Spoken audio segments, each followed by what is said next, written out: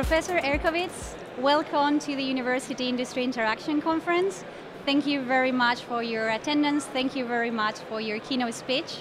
We would like to take the opportunity that you have great experience both in the US and in Europe in this issue.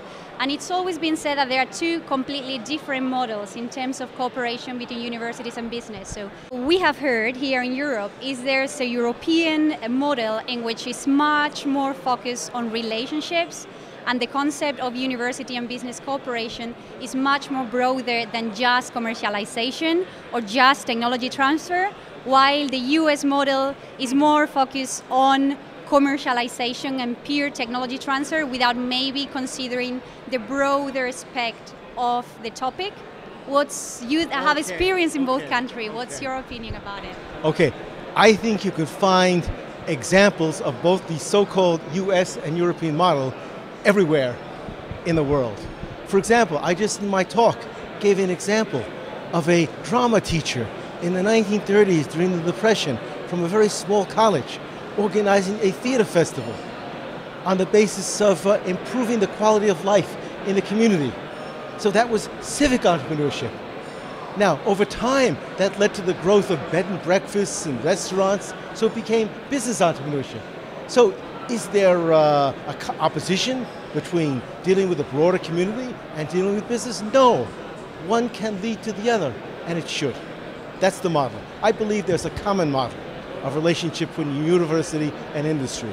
And it both encompasses the idea of encouraging business development, but also other kinds of interactions and engagement. So there's not a US or a European model, there's a common model that you can find globally. That's what I call the entrepreneurial university wave that is spreading worldwide. Okay, thank you very much for your answer. That was really clear. Now I'd like to say that academics usually mention that they do not cooperate with business because they don't have enough motivation or enough incentives to do that. What do you think is the key? What can we tell academics in order to encourage them to cooperate with business? What do you think is their main driver to do that? Look, the main driver is what you establish as the role as a professor. If you say it's important to teach, they'll pay attention to teaching. But if you start to say the only thing that counts is the impact factor on research paper, then they'll only pay attention to certain journals. And if that's all you want, that's what you get. I learned a very important lesson just recently in our conferences. We used to do it all ourselves, and now we've given it out to other groups. And we worked out an MOU, a memorandum of understanding. But we only put a few things in.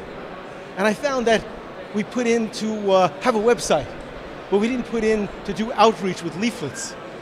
And so I learned you get what you agree to. And so now we're going to write a much broader MOU. And so if the MOU for the professor's job is to interact with business, and if that's credited at promotion time, as it is now at some universities, if you form a firm, that's considered something that's a part of your job. But if it's not, if it's put to the side or looked down upon, and you say the only thing you want is the articles in the journals to meet the ranking criteria, well, that's what you'll get. You get what you agree to. Okay, so you're saying that if we just put in place mechanisms that reward academics and researchers to cooperate, they will just follow them and they will do that if it's considered like that? Well, you need more than that, because that's important. First, there must be, from the leadership of the university, this is important for you to do. But then, if people don't know how to do it, that's not going to get you there. So then you need assistance and training. Entrepreneurship should be part of the entire curriculum of the university, not only for the business and engineering students. And this has been introduced in Brazil now. You have entrepreneurship taught throughout the university, and everybody gets a chance to try it out. And also for the faculty as well. They need mentoring and support. This is what we found out at Stanford. There was a small group of serial entrepreneurs. They were making the university the greatest entrepreneurial university in the world in terms of startups. But there were many other faculty members with good ideas but they didn't have the knowledge or experience on how to do it. They needed mentoring and support.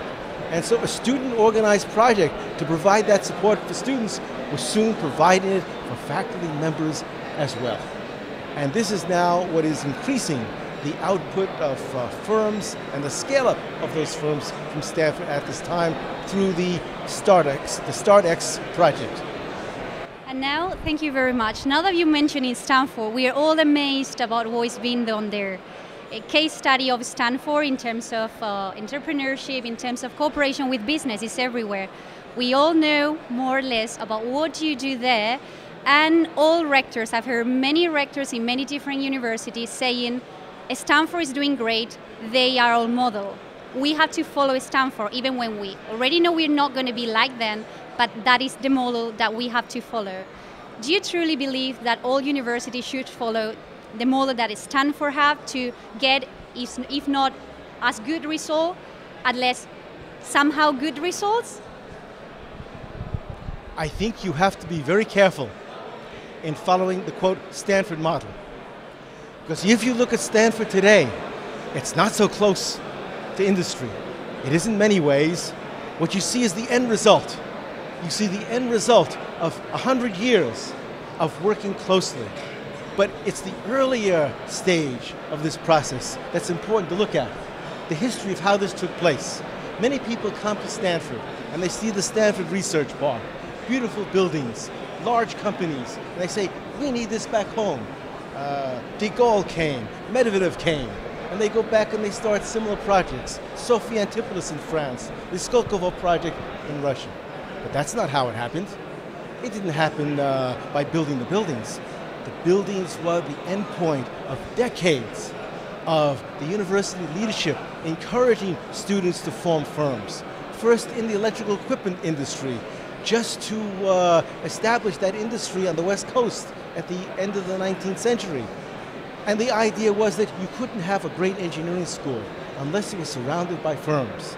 If it was in a region where there were no industry, then the university had to play a role in helping to create those firms. And so interaction with these firms was encouraged. You could have students as interns with those firms.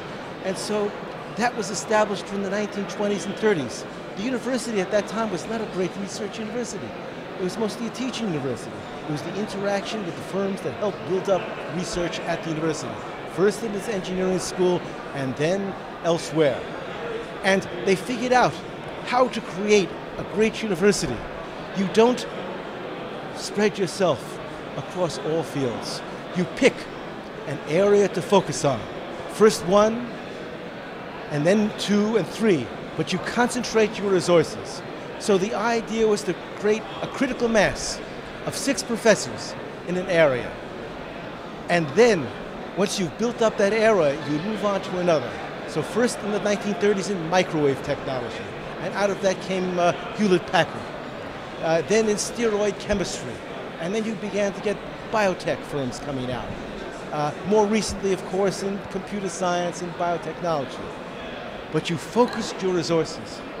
And the theory was that in one generation's time, you could transform a university, not by hiring in the usual way, replacing a professor retires with someone else the same, by focusing. And so this is the true lesson to learn from Stanford. So I always say, don't look at what Stanford is like today. That's the end result of a decades-long process. And most of the people at Stanford today don't know how it came about. They're there as part of this wonderful place that's had the benefit of what was done in earlier generations. But it's what was done in earlier generations is what needs to be done now in universities that want to take the first steps. So the history of Stanford. Read Christophe Lécuyer's book on the 1920s, 30s university industry interactions. You'll learn more from that than visiting the campus. Well, of course, that's good too, because there are new projects coming along.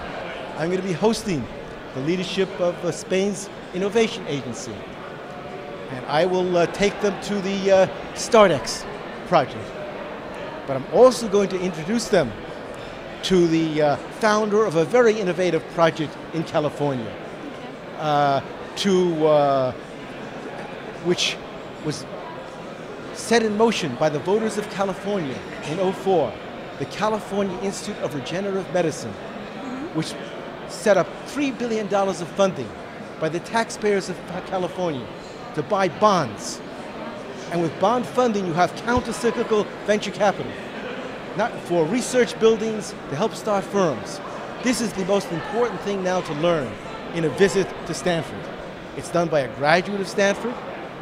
He applied his knowledge of bonds to developing low-cost housing, and then applied that knowledge to medicine. When his son was ill with diabetes, he became a patient advocate, and then became part of this group of professors, venture capitalists, and patient advocates that wanted to develop stem cell research at a time when the US federal government was opposed to it.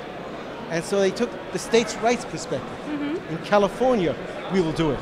Yeah. And so this is the most important thing now that Spain can learn from Silicon Valley.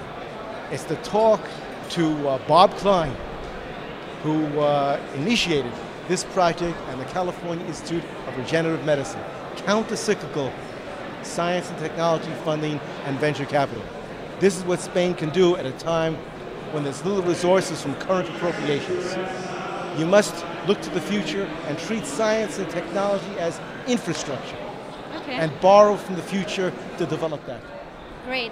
And thank you very much. That was a very interesting advice that I'm sure it will be very useful for the UIIN member and friends.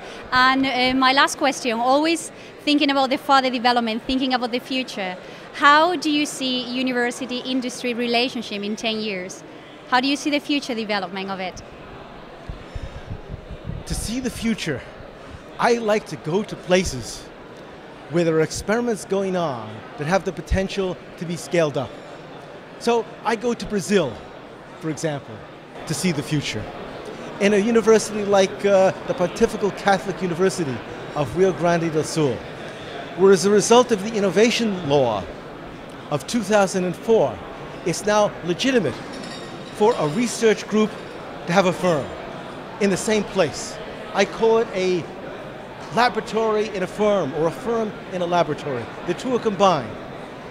And so it takes less resources in the early stages when you combine the two. At Stanford, officially, if you want to do a startup, you have to have the resources to set up a separate lab off campus, which not many people can afford right away. 50, 60 years ago, that was encouraged with the university. Now it's discouraged. So the future is in places like Brazil, where they're willing to take these innovative ideas of integrating the different functions, not separating them. That is where we hopefully will be in 10 years. But there's, as you know, a great debate. Should the university really take these steps to integrate itself in entrepreneurship? Or should it be separate and let it be done outside of the university? Thank you very much. So we then get the message of entrepreneurship, innovation, and integration for the future. Thank you. Thank you very, very much for these minutes. And now we allow you to go and have a very deserved coffee.